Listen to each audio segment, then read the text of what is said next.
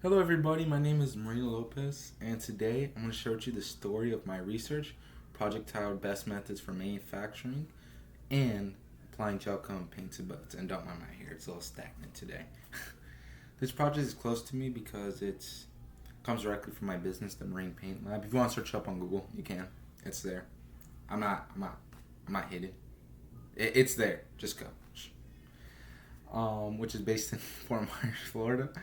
And I want to explain why I chose this topic, how I researched it, and what I can learn and help both my business and boat owners in general. If you ever want to own a boat one day, because we are in Florida, and Cape Coral is the largest canal system in, I believe, it is in the United States. I'm not sure about the world, but I'm pretty sure it's close to that. Boats are everywhere, and if you want to own a boat, this will help you understand. So look, my project focuses on boats, especially how they're made and painted. Boats are a big part of life in Florida. People use them for fishing, travel, and for fun. I chose this because protecting boats with good paint and good manufacturers could lead to an overall great time and value with the boat. And I would like to explain how the manufacturing process works, along with why the gel coat's so important, and the research ways to apply it and look professional how they're manufactured. That's always the biggest thing. And before I do go on, I do want to say that I do have I'm moving the camera. I do have my business and everything. I did have videos, but they got lost.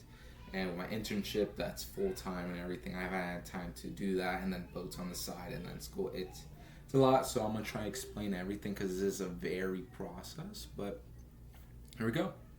So let's start with boats are made. Most boats are now made from fiberglass or aluminum. Most like government boats are aluminum, and most like not commercial, but you can say commercial, like commercial public for people consumers are fiberglass. It's cheaper like that. Fiberglass is very popular. It's strong and lightweight. And the tier above that is carbon fiber, so which is pretty interesting. So you have fiberglass, carbon fiber, and then Kevlar. It gets expensive for a roll of fiberglass. You're looking at 200, and then for carbon fiber, looking at almost 2-3 grand, and then Kevlar's almost 10, which is crazy. It's crazy to think about. But some boats are made out of Kevlar too, and carbon fiber like Nortec, which is famous down here. Now they use molds, kind of like a big Play-Doh shapes, but instead of Play-Doh, they're pretty much the bottom and tops of boats, and they first spray the gel coat, which is the first thing, because you think like, oh, I get a car, it's manufactured. Oh, let's do everything first, then we spray paint last. No, it's actually the opposite for boats. Or for gel coat. Gel coats, think of it as a thing being hardened resin with color. So you spray that first, and then you put fiberglass and you pull it out and you put them together. And I didn't know that until a few years ago, which is kind of interesting when I went to a boat manufacturer place to go paint their engines and everything. I'm like, well, how's this and this? It's actually pretty cool. But yeah, the process is much faster, and it's a pretty fast process, believe it or not. It's like a car. To make a boat, anyone could. You could make a boat in your back garage. It doesn't take a lot of effort. I mean, it does. Let's be real, it does. You're making a boat. You're making a boat, so it does take a lot of effort. But it's real nice. It's real nice making it, and it's anybody can do it if you have the right tools, and it's very important. Now for the gel coat, why gel coat's so important is because it's a special kind of marine paint sprayed onto boats before the fiberglass layers, like I was talking to you before.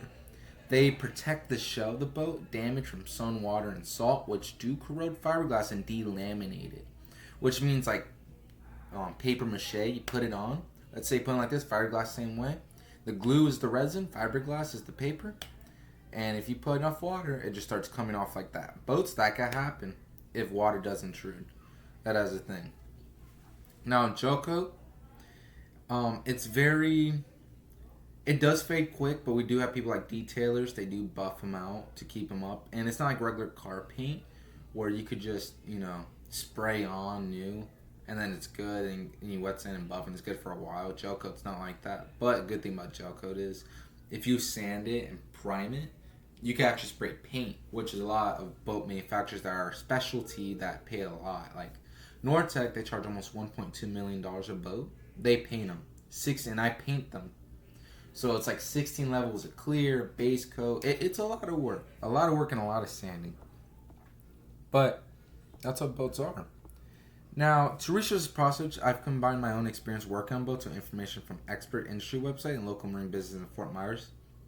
Most experts I found were based in coastal areas where boating is common, which give their advice to practical value. However, some sources online give conflict tips, especially about the best way to apply gel coat and the ideal thickness, because gel coat, you get sand, and you're not going to burn through, but it's like this thick. Doesn't seem like a lot, but if you're in the paint industry, that's a lot. You know? And there's some that are like this thin. I think ideally you should hit right here. And I also had some dead end sources that answered none of my questions at all. Clearly. I mean, it happens. You know? But the process taught me that research is not only straightforward, but persistence pays off. Now, my main research question was, what are the best methods for applying gel coat and the manufacturing on boats and how you make them last longer? I chose this question to keep my project focused and useful for my business. I wanted to learn the right application techniques, ideal thickness levels, and common mistakes to avoid. I mean, I still mess up to this day. It happens. So this question really does make me learn a bit, like saying, okay, what's the correct millimeter? Like I have to get technical, which I do all the time, but not to that extent with gel coat, because I don't gel coat, you could play around with it. You don't have to be like, you could just mix it, put it on, sand, you're done. Paint, you have to be technical. Gel coat, this is something that's very new to me. So this is something that we both learned together where I found very interesting. Now, throughout my college classes, I've learned a lot about business, manufacturing, and materials. These classes have helped me understand why choosing the right methods and materials is critical. Boats and painting have always interested me because I've worked in this field. So this research is like a natural extension of my passion and experience. Studying this topic helps me improve my skills and quality of my services. It also prepares me to give better advice to my customer, which builds trust and strength within my business. It's really nice to have to tell the customer, hey, this is the process, and like you get, and once you hit them with the technical stuff, the facts, because no one likes to hear like, oh, I can do this. They're like, no, I could do this today. I could do this in 2 days and 48 hours. You know, people like hearing that. So if you're able to get technical, this is for anybody. If you're able to get technical with your customer, it's really good. It's really nice to have if you use it the right way. But it can also get you on the end if you don't finish in that time period. So there's so many things, but it is really nice and use it wisely. Now this research matters because boats are expensive. They're expensive investments. I mean, an average boat, you're looking at 200, 300 grand. And believe it or not, they make them for $20,000. You believe that? And their owners want to protect them. Proper gel coat application prevent damage like fading, cracking, or corrosion, which can costly due to repair. I could tell you right now, a little chip like that big on a boat, you're looking at $400 like that to fix that. And then not even, let's say like a 4-foot long crack, which is the one I'm doing right now. I mean, this one's a little different, but just a rough estimate. You're looking at almost $3-4 grand to repair that. And in body shops, that probably would have been $800. But it's gel coat, so you're able to play with it and have margin. It's nice. It's really nice to have. And it's one of those things in the industry where it's like, people say, hey, this is a lot of money, but also buying the material is a lot of money too. Gel coat for a quarter, unlike paint where you can get it for $40, gel coat you're looking at $600. 3 to 6. It's a lot of money. Or you could color match like how I do, and that's specialty services. And it is real nice to have. And it's very important because it keeps your boat looking new. And boating is very important for work and recreation. So protecting boats benefits a large community. My project shows how specialized knowledge really can make a big difference in a small business and the lives of boat owners. Now, from my research, I have learned this.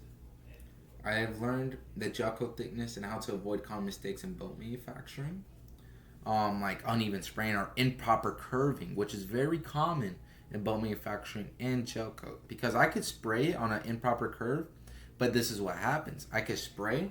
What happens is the boat manufacturer, the mold, causes it to crack again within several months. So I have two options.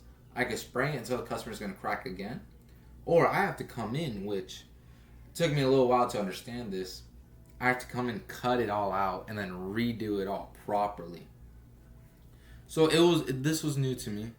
Not not in that way, but it was new to me knowing that where a lot of these cracks and a lot of these things were found, like weak spots within the mold. Because molds, if it's not done right, uneven spraying, because some people do the job, they're like, shh, and then that's done. Here's the next one, you know?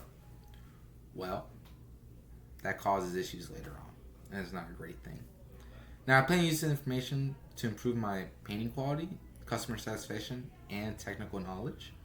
Next, I want to continue exploring new products and techniques to stay updated with marine painting trends. I also want to share this knowledge with other boat painters, boat manufacturers, and workshops online. Comment. And on that, thank you for listening to my presentation. I hope you found it interesting and learned something new about boats and gel coat paint. Happy to answer any questions or hear your feedback. Now, I do want to let you know, I do have a presentation for this, but all the videos and everything were lost. And I've been so busy, I haven't had time to recover it. So if there is really any questions, just ask me and I'll be more than happy to help. But other than that, I hope you have a great day.